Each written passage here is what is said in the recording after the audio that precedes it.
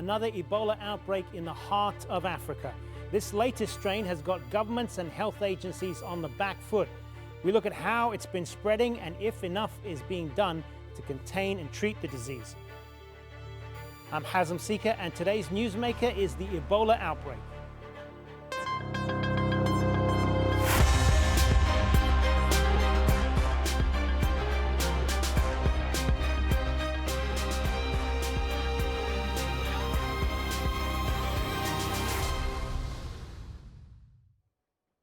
It first emerged in Africa 50 years ago and never really left. Now, the latest outbreak in the Democratic Republic of Congo has put Ebola back in the headlines. A strain of the virus that hasn't been seen in over a decade has been spreading through a country already racked with armed conflict and the displacement of tens of thousands of people. The World Health Organization has placed 10 neighboring African nations on high alert as it warns more needs to be done to contain the spread. Here's a look. Several African nations are racing to bolster their medical services in response to new Ebola outbreaks.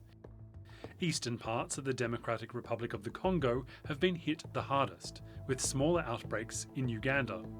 The World Health Organization says there have been 550 confirmed cases as of June the 8th and 101 deaths, and these numbers are rising.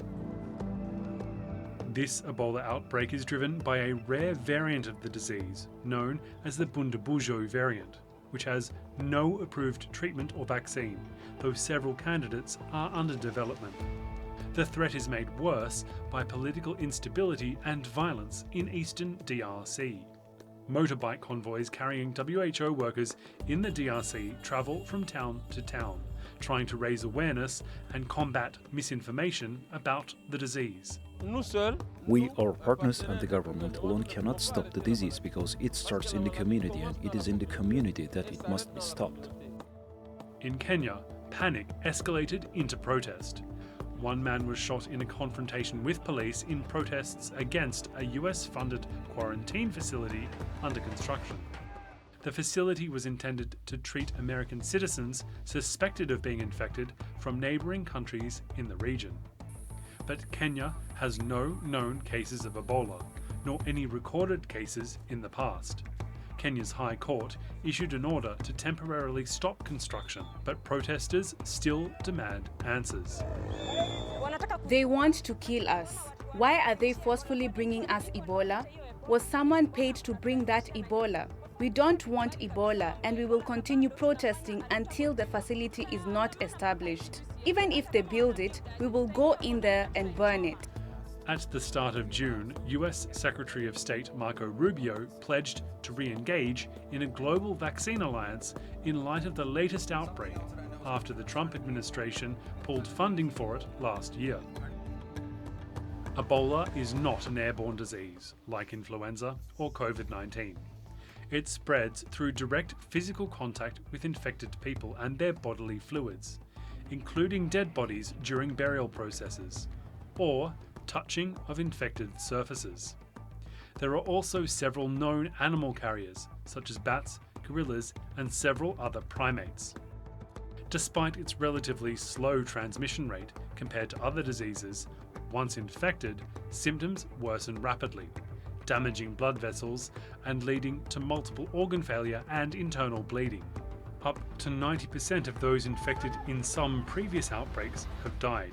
Currently, the death rate for the Bundabujo variant hovers lower at about 40%.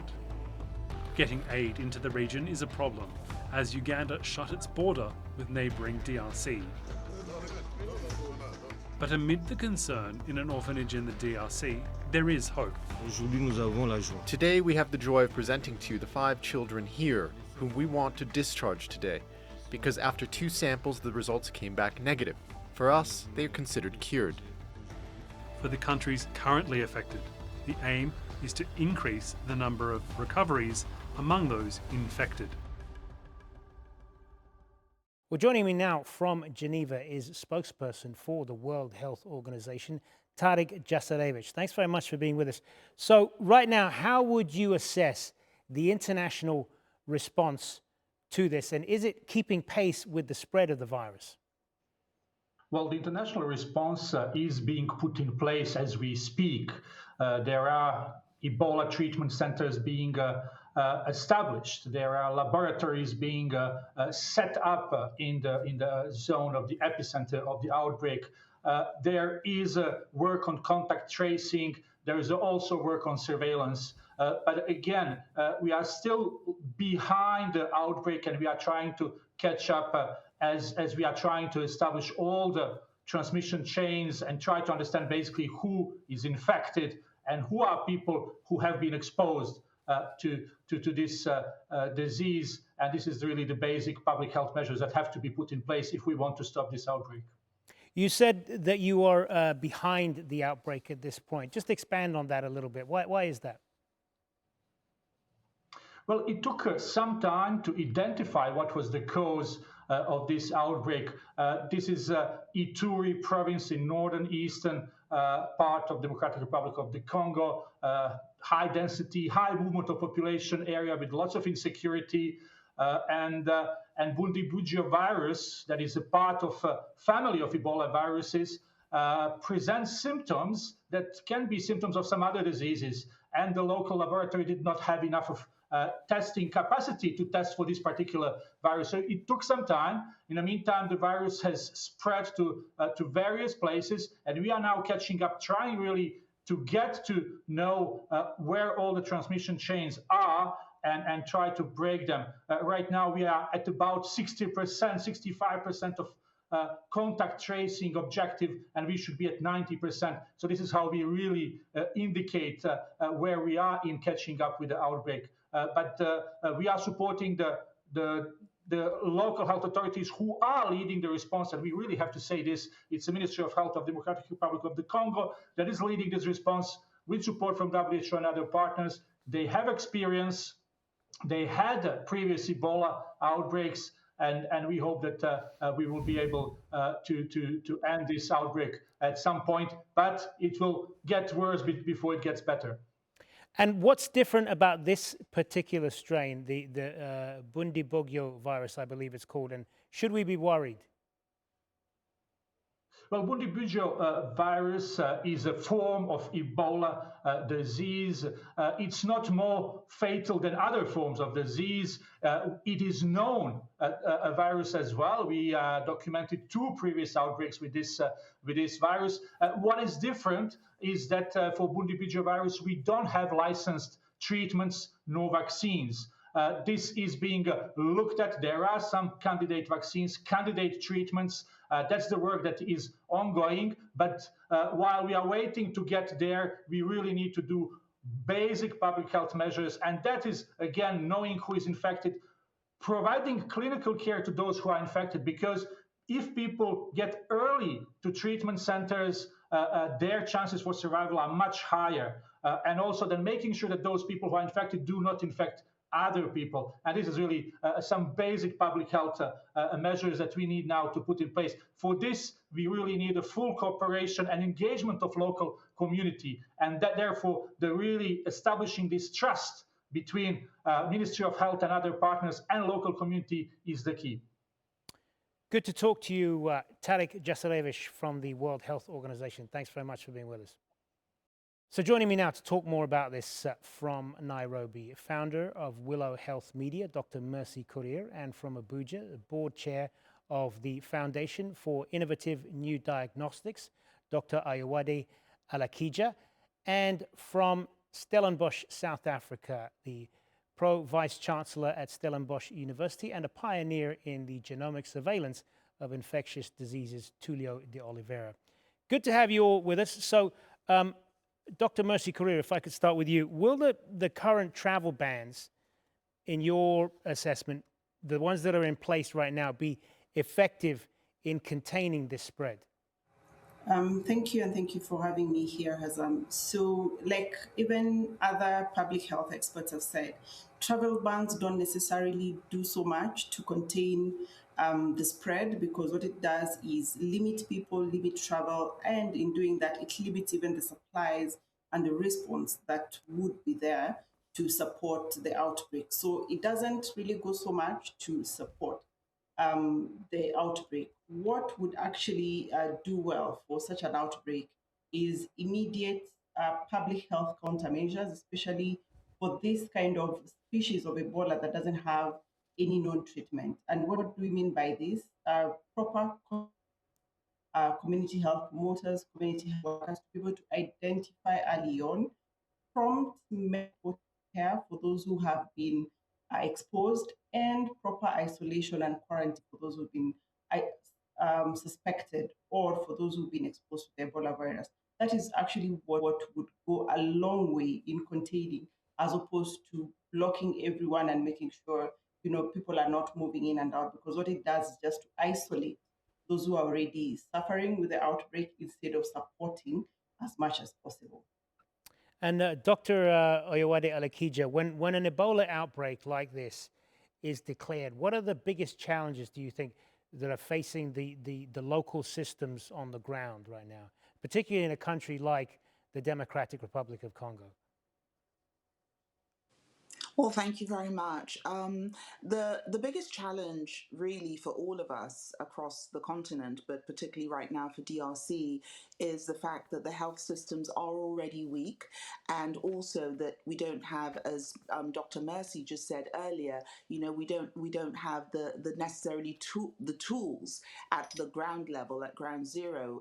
For me, I would say we need diagnostic tools. We need rapid diagnostic tests. As we've all heard, and as the WHO colleague said earlier on as we were listening, that it mimics other diseases, it mimics malaria, and which is why we think it has been going unnoticed for so long. What is missing in this instance is that we have our whole systems have been geared towards a technological solutions, vaccines and treatments for many of these diseases. But unfortunately, countries have not necessarily invested in those. The companies have not necessarily invested in those. But what we should invest in for a disease such as this, it has been known since 2007, I believe, 2007 to 2009, is in the rapid diagnostic tests. It's in the testing. It's in the proper identification of the disease so that it does not spread. So that, as Dr. Mercy said, we can then isolate those people in their communities.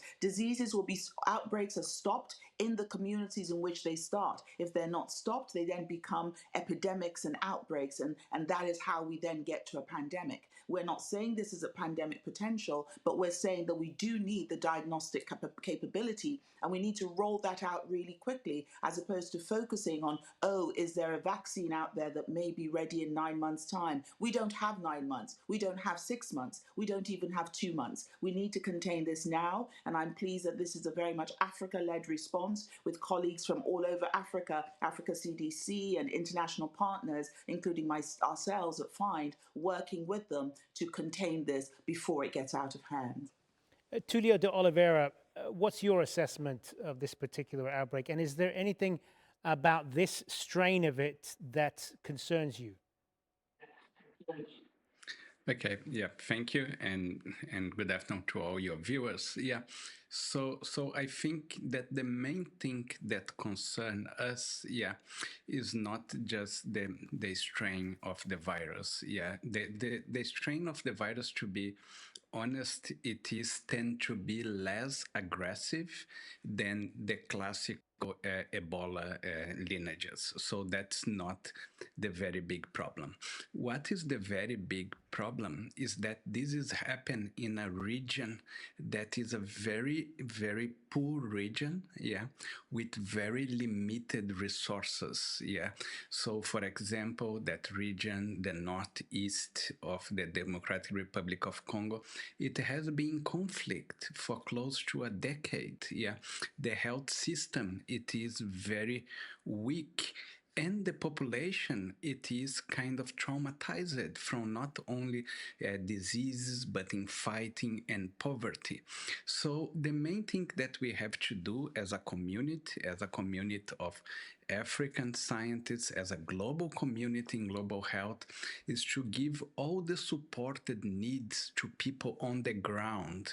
What it means, once you did the genome of the virus, now you have diagnostics. Now we have to make sure that they have diagnostics to test all the contacts, and then to support people to trust the test and to present to the clinic early, because as our colleague from the World Health Organization mentioned, early presentation at clinic normally protect not only the life of the individual, but also protect further transmission. Dr. Mercy, if I could turn back to you on this, what are some of the lessons learned from previous outbreaks that could be applied to this?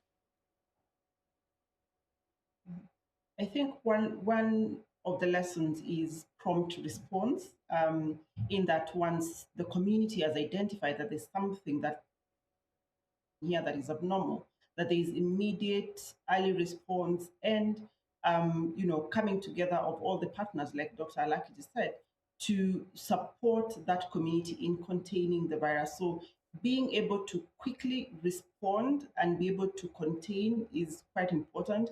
And even with the WHO Director General going on ground in Bunia just to see what's happening, that helps to spotlight the attention to the region and be able to mobilize resources for people to be able to, contain the virus. That's one. So that early response. The second bit, which needs to really be implemented, not just in this outbreak, but moving forward, is continuous surveillance. Ebola, like this one, will present like malaria, will present like a flu. So that surveillance and having a high index of suspicion, there may be something here that is not ordinary, so that people are able to pick it early before it even becomes an outbreak. The third thing is, for the global community to support any outbreak that happens. This is because, right now it may be contained in DRC and Uganda, but it could move because people are moving. In Kenya, for example, we have truck drivers who move from Mombasa, coastal Kenya, all the way to DRC. So at any point in their journey, they could expose any of the citizens in Kenya or Uganda. So it's for the global community to really come together and realize that we are not safe until people in DRC, until people in Uganda are safe. So it's not just an African problem, it's not a DRC problem, but it's a global problem. So once we see that, then we are able to mobilize and react and respond as fast as is required to be able to contain the spread of an outbreak such as this one. All right, I want to turn to the recent protests that took place in Kenya over the building of this new Ebola containment center. And what do you think is behind these protests? Is it ignorance? Is it fear? What's driving this? It's more of a political question than a medical or a scientific question at the moment, because the context is that Kenya is gearing up to an election period. So obviously there's a lot of political tensions and political conversations around. But that aside, as a newsroom, we've been talking to various public health specialists, specialists in government, various virologists. And to them, they're looking at this center from a long-term lens, in that if you have an isolation unit or an Ebola treatment center, it is not just a bed and a room. It's a whole infrastructure around, being able to do disease surveillance, not just for Ebola, but other likely potential outbreaks. So they're looking at it from a diagnostics point of view, from a surveillance point of view, from intensive care and critical care treatment. So they're looking at it holistically. And for the they're looking at this as a welcome investment to be able to support the capacity for not just Kenya, but to respond and support any of the outbreaks that may come. So they're looking at it from a long-term lens. But coming back to everyday people and citizens of Kenya, this as, bringing in people with Ebola, which may expose the citizens to Ebola. But those in government are saying, if somebody has already been diagnosed with Ebola and they're being brought here, for example, that it means there's heightened protection in terms of making sure that containment is not spread. Treatment center is in a military airbase, so likelihood of there being exposure to ordinary civilians is unlikely because they'll take the necessary precautions. So when we talk to citizens, when they talk to government, when they talk to medics, everyone has varied opinions. But from what we understand, even as of today, is that the government is still on establish that center, and we'll have experts coming in from the US to support even those from our military in Kenya and other medics to be able to set up the unit and have it up and running. So it's varied, but looks like, whether our opinions are there or not, it's something that will still proceed. Tulio de Oliveira, I want to ask you as well about the U.S. position on all of this. As you know, over a year ago, they shut down the USAID agency, which was heavily involved in things like this when they were operating. The United States has also withdrawn from the World Health Organization. What impact is that having on all of this, do you think?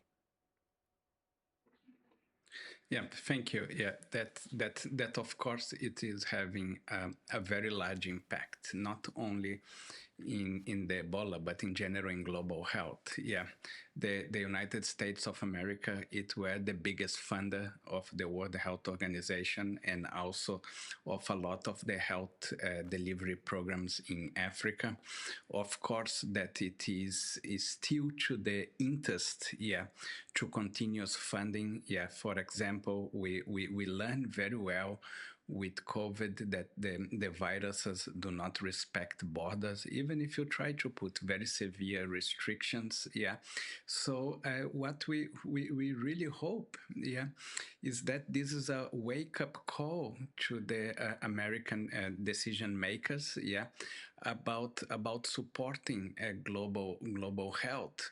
Otherwise, one may just end up with many more diseases emerging. Yeah, as we know, a few weeks ago we had a big scare of hantavirus, which in the end was easily controlled. Now we have one of Ebola. Yeah, a few months ago you had this very high number of infections of avian influenza in cows in the United States. Yeah, and that's what we have to realize, that we do need the whole scientific community and the public health community to work together.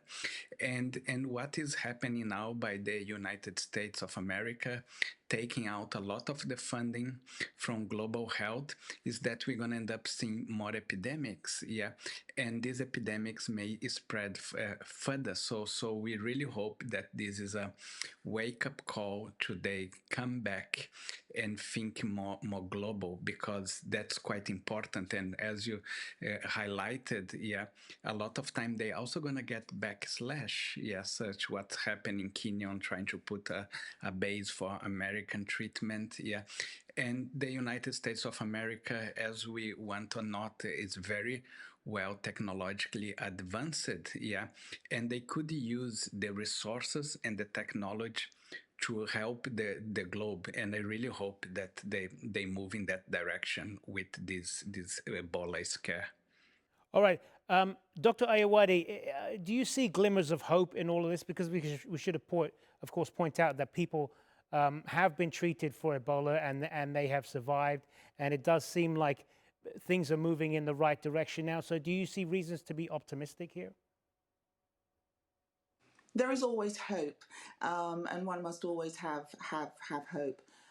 I think the worrying thing about this is the fact that obviously it had been going on for quite a while before it was discovered and before it was, the world was notified. And again, that speaks to the weakened health systems. It speaks a little bit to what Professor Oliveira spoke about as to, the effect of aid cuts. But it also, for me, the hope in this is not only a wake-up call to the US. I don't think the wake-up call necessarily should be to the US government. I think the wake-up call should be to our governments, to the African governments, because in 2001, Africa promised 15% in the Abuja Declaration of their budgets would be spent on health. If we had spent that 15% on health, we would not be so dependent on USAID or on any other aid today for our health systems. If we had spent 10% on education, etc. So for me, the glimmer of hope is that this is a wake-up call for us as Africans. It is a wake-up call for our leaders. You know, yes, so far the world has met, we've and Africa really, and Africans and the government of DRC and also the government of Uganda, who've had some cases to deal with, have dealt very, very swiftly, and us as an international community have gathered around them. But this is a bigger problem for the wider Africa, and for me the hope is that Africa is standing up. It's the fact that African institutions are standing up, that African CDC and others are being seen in the lead position of this. We are not sitting back and waiting for the international world to come and save us, as it were. And so that is a first and that is one of the lessons learned from COVID, is that we realized that we needed to save ourselves. And so it is more long term, the hope that I have. I have concerns about how long this particular outbreak will last. I was involved in the 2014 outbreak in Lagos, Nigeria, the West Africa outbreak that killed thousands of people and even more from other diseases. Over 500,000 died of malaria because there was a lack of continuity of care. So for me, it is good that we're talking about it. I thank the media for bringing it to people's attention, that we as a global community must act, and we must act together, and we must act swiftly and urgently. This will not be gone in a few months. There's no way. But at least we now are learning that we need to do the basics, and the basics well, like diagnostics. We've got to leave it there. Thanks very much to all three of you. I appreciate you being on the Newsmakers, and thank you for watching. Remember, you can follow us on social media and be sure to subscribe to our YouTube channel. I'm Hazem Sika. We'll see you next time.